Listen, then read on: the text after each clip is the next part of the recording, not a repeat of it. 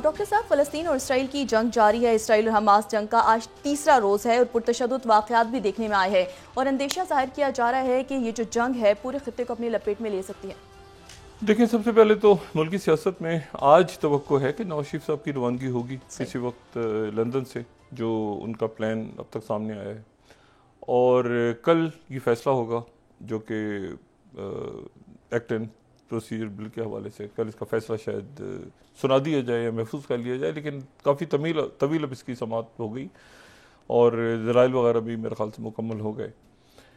और फिर उसके बाद आज जो है वो साबिक वज़ीर आज़म, चेयरमैन तहरीक इंसाफ और शाह महमूद कुरैशी साहब का जो मुकदमा है वो साइफर का शुरू हो गया और वो जेल के अंदर ही होगा। और जो ये जो 9 मई के मामलात थे, ये भी इन सब का ट्रायल भी जेल में हो रहा है। जो 9 मई के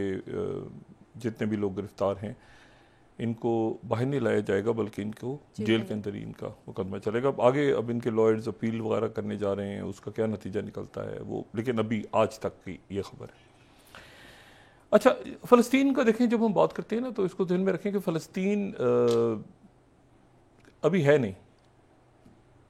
ठीक है। अभी इस वक्त गज़ा है और वेस्ट बैंक है और फ़लस्तीन के लिए जदोजहद हो रही है। हम दुनिया जो है और फ़लस्तीनी जो तहरीक है वो फ़लस्तीन के लिए लड़ रही है। तो फ़लस्तीन एज सच कोई फ़लस्तीनियन स्टेट इस वक्त है नहीं नक्शे पे। सही। तो ये जो मसला है ये है गज़ा का, गज़ा जहाँ पे हमास है। और तो हम अगर इसको इस तनाजुर में लें,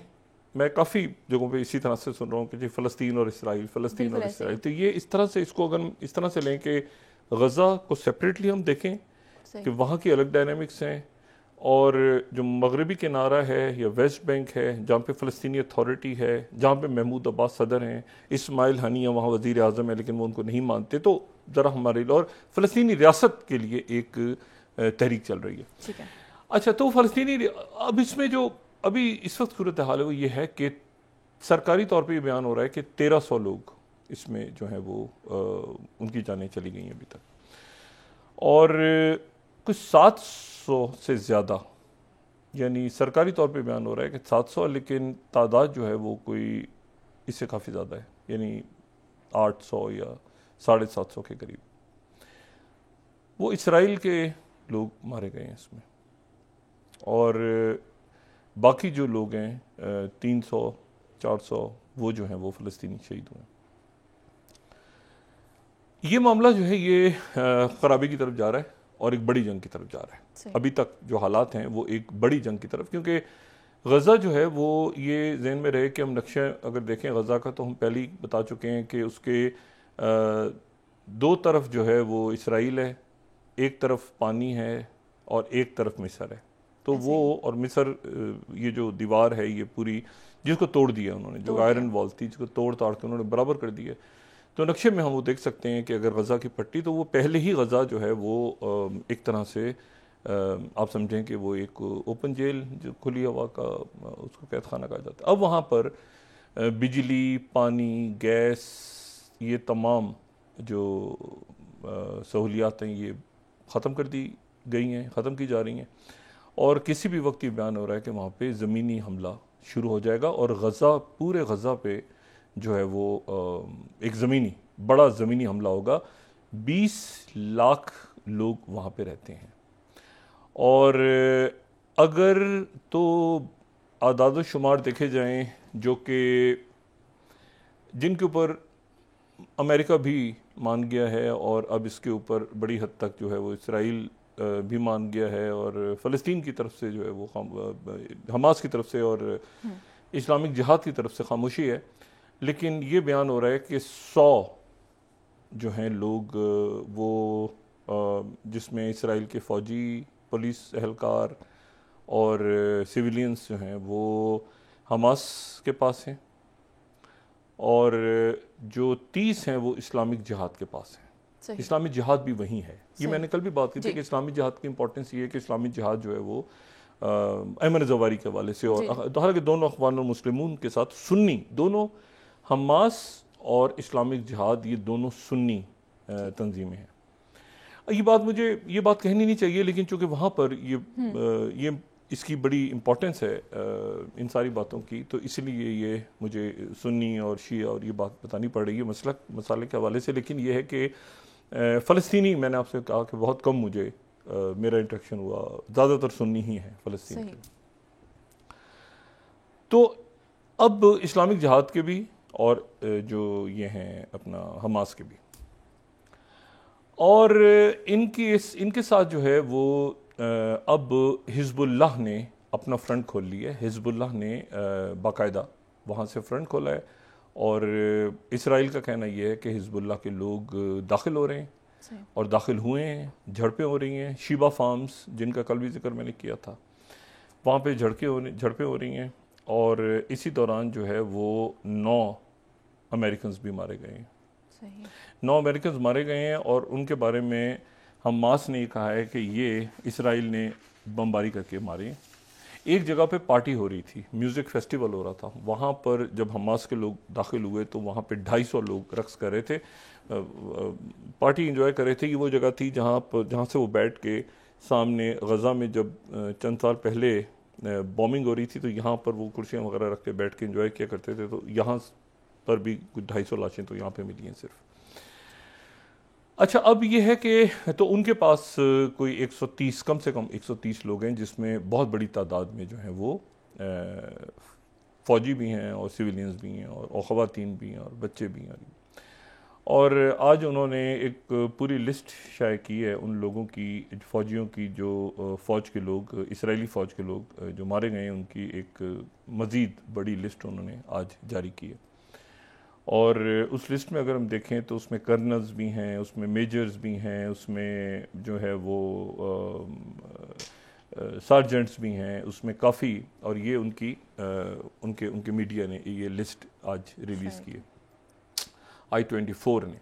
अब लेफ्टिनेंट कर्नल, प्राइवेट, ये जो कल भी मैंने बात की थी, ये उसके बाद कॉर्पोरल, ये सारे फ़ौज के लोग हैं, सर्जेंट हैं, फिर मेजर हैं, फिर ये सारे मारे गए हैं। ठीक है, ये पर्सनल किल, कॉर्पोरल, लेफ्टिनेंट, इटालियन कोहन, ये अब आप देखें कि फ़ौज के लोग इतनी बड़ी तादाद में, 21 साल 28 साल यंग लोग, कैप्टन, सार्जेंट, इन सबको वहाँ पे उन्होंने, हमास के लोगों ने मार दिया है। और ये सिर्फ फ़ौज की लिस्ट है, और 22 साल लेफ्टिनेंट, फिर सार्जेंट, मेजर, और ये तो अब ये एक ऐसा मामला है जो कि इसराइल की तारीख़ में ये याद रखा जाएगा कि ये इतना बड़ा ये वाक़या कैसे पेश आया कि वो आए और उन्होंने आके यहाँ पर इतने सारे लोगों को मारा और बाकियों को वो अगवा करके ले गए। अच्छा, अब इसमें जो एक नया मसला इसमें खड़ा हुआ, और एक इशू वो खड़ा हुआ, वॉल स्ट्रीट जर्नल ने आज किया। वॉल स्ट्रीट जर्नल ने एक, जो स्लाइड नंबर 1 है, उन्होंने कहा कि जी ईरान ने इसराइल की जो मदद करने के लिए कई हफ्तों से तैयारी शुरू की थी। अच्छा, अब ईरान जो है उनका हिज़्बुल्लाह से ताल्लुक़ है, इसमें तो कोई दो आ रहा ही नहीं है। उनका हमास से ताल्लुक़ भी है। कल बल्कि टेलीफोन पर भी हमने कहा था, बात हुई उनकी हमास की लीडरशिप से भी, सदर इब्राहिम रईसी की बात हुई, और बात हुई उनकी इस्लामिक जिहाद से भी। लेकिन उन्होंने इसमें कहा कि जी बैरूत में उनके वज़ीर ख़ारजा भी शरीक हुए उन मीटिंग्स में, और उनके पासदारान इंक़लाब के कमांडर्स भी शरीक हुए, और ये सारा, और उन्होंने कई हफ्तों से प्लानिंग की कि जी, और इसमें फिर वो $6 अरब जो कि वो $6 अरब जो कि 5 अमेरिकन्स को रिहा किया था पिछले महीने, और उसके बाद फिर अमेरिका ने उनके $5 अरब डीफ्रीज़ कर दिए थे, जो कि 2019 में फ्रीज़ किए हुए थे, और ये ईरान के ही पैसे थे, क्योंकि उन्होंने जो ऑयल बेचा था, तो ऑयल बेचने के बाद ये 2019 में जब ट्रंप ने पाबंदियाँ लगाई, तो उनका पैसा जो है वो साउथ कोरिया के बैंकों में फ्रीज़ हो गया था, तो वो जारी कर दिया। लेकिन वो पैसा अभी भी कतर के पास है, वो ईरान में नहीं आया, वो कतर ही उसको टेक केयर कर रहा है वो। लेकिन इन्होंने बहरहाल एक story eye wall street journal की, उसके बाद ईरान का डिनाइल वगैरह हो गया, और उसके बाद जो है वो अभी कुछ देर पहले उन्होंने कहा कि जी ये मुकम्मल तौर पे, ये हमने कवर किया था चंद रोज़ पहले, 5 कैदी, और उसके बदले में जो है ये $6 अरब उन्होंने रिलीज़ करवाए थे। लेकिन अब इसमें जो एक नया कहानी जो नया मोड़ ले रही है, वो ये है कि इसमें एक तो अमेरिकन्स ने जो कमांडर एयरफोर्स अटलांटिक और ये में secretary of defence US department of defence के जो उनके सेक्रेटरी डिफेंस हैं जनरल लॉयड ऑस्टिन जो हैं, उन्होंने इसराइल के डिफेंस मिनिस्टर से गैलेंट से बात की है और उन्होंने उसमें ये कहा है कि यूएसएस जेरड फोर्ड जो उनका जदीद तरीन बहरी बेड़ा, अगर इसकी वेबसाइट देखेंगे ना आप इसकी ये जो जेरड, ये जो 9th स्लाइड अगर हम दिखाएं तो जेरड फोर्ड जो है ये जदीद तरीन उनका बहरी बेड़ा है। इसके साथ डिस्ट्रॉयर्स भी हैं, एयरक्राफ्ट कैरियर है इसके। तो ये जो है वो कह रहे हैं कि ये मेडिटेरियन सी में हम भेज रहे हैं और मेडिटेरियन सी में ये जाके इसराइल के पास जाके उनके साथ यकजहती का मुजाहरा करेगा, बस इससे ज़्यादा कुछ नहीं। अच्छा, लेकिन इसमें जो एक कहानी के अंदर जो एक नए टर्न्स आ रहे हैं, वो पहली बात तो ये कि हिजबुल्लाह के साथ जो है वो मामला उनका, ये ख़ुद भी इसराइल का मीडिया रिपोर्ट कर रहा है कि जी हिजबुल्लाह के साथ जो है वो उनका फ्रंट खुला है और वो ये कह रहे हैं कि जी जो जनूबी लेबनान के साथ उनके मसाइल शुरू हो गए हैं।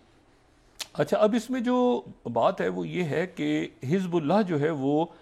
एक बुनियादी तौर पे शिया मसलक से उनका ज़्यादा, हालांकि उसमें सुन्नी भी हैं लेकिन उसमें वो शिया मसलक से। सैयद हसन नसरुल्लाह एक बड़ा नाम, 1992 से सैयद हसन नसरुल्लाह जो हैं वो इसके सेक्रेटरी जनरल हैं और हिजबुल्लाह के। और सैयद हसन नसरुल्लाह से कई दफ़ा मुलाकात हुई, बड़े एक आप समझें कि एक यानी एक वर्ल्ड व्यू रखते हैं स्ट्रेटेजिक। और हसन नसरुल्लाह जो हैं वो 1992 से हैं और 1992 में ये तीसरे सेक्रेटरी जनरल हैं। सही। हमास जब से बनी है तो हमास बनने के हिजबुल्लाह जब से बनी है, हमास की नहीं, हिजबुल्लाह के सेक्रेटरी जनरल हैं तीसरे। तो जो दूसरे सेक्रेटरी जनरल थे हसन मूसवी, वो तो इनके बड़े करीबी दोस्त थे और हसन मूसवी तो उनको तो शहीद कर दिया था और वो 2-3 महीने ही वो अपने सेक्रेटरी जनरल के ओहदे पर रहे थे। हसन अल मूसवी जो है वो, और हसन अल मूसवी को जब शहीद किया था 92 में, तो 92 में जब शहीद किया था तो उसके बाद फिर ब्यूनस आयरस जो है अर्जेंटीना का दारुल हुकूमत, वहाँ पर इस्लामिक जिहाद और PLO ने वहाँ पर हमला किया था और वहाँ पर मेरे ख्याल से कोई 21 या 25 लोग वहाँ पे मारे गए थे। तो ये हसन मूसवी जो हैं ये इन्होंने ये और फिर उनके साथ जो हैं वो यानी वो दूसरे सेक्रेटरी जनरल थे और उससे पहले जो है वो इन्होंने मिलके बहरहाल ये बनाई। और फिर ये 80 की जो दिहाई है ना, 80 की दिहाई और ये 1975 से वहाँ जंग शुरू हो रही है, फिर 80 और ये खाना जंगी और ये ताइफ एग्रीमेंट, फिर वो बशीर अल-गमाइल जो थे उनका जो सदर बने थे वो इसराइल के साथ चले गए, उनका मर्डर हो गया, फिर साबरा शतीला हुआ था। बहुत एक लंबी कहानी है जिसको बहुत दफ़ा बात मैं कर चुका हूँ अपनी नशिस्त में। लेकिन मैं आपको सिर्फ ये बताना चाह रहा हूँ कि जो सैयद हसन नसरुल्लाह हैं ये इन्होंने अपनी ज़िंदगी का बहुत बड़ा हिस्सा जो है यानी ज़िंदगी के शुरू का हिस्सा वो इन्होंने गुजारा इराक़ में, और इराक़ में गुजारा। और इराक़ में ये जो बाकर सदर हैं उनके साथ उनके बड़े करीब थे, उनके बड़े आप समझें कि बड़े प्यारे भी थे, उनके शागिर्द भी थे। और बाकर सदर जो हैं उनको फिर उनकी हमशीरा के साथ सद्दाम हुसैन के दौर में उनको शहीद कर दिया गया था। और इस तरह उनकी बॉडी जो है उनकी मैयत मिली थी कि उनके माथे पे बयान होता है कि एक कील ठोंक दी गई थी और शदीद तशद्दुद हुआ था उन पे भी और उनकी जो हमशीरा हैं उनको भी, दोनों को शहीद कर दिया गया था सद्दाम हुसैन के दौर में। तो ये जो सदर फैमिली है ना, ये सदर फैमिली का बड़ा असर है, बहुत असर है इराक़ पे, लिबनान में, शाम में। ये जो मूसा सदर हैं, मुक्तदा सदर अभी जो मुक्तदा सदर हैं वो भी इसी फैमिली से हैं, बाकर सदर, मूसा सदर और उसके बाद उससे पहले। तो ये एक ऐसी फैमिली है कि जिस फैमिली की बड़ी इज़्ज़त। और फिर ये तो उनके बड़े करीब थे, हसन मूसवी भी बड़े करीब थे और ये भी बड़े करीब थे सैयद हसन नसरुल्लाह। तो ये फिर यहाँ पे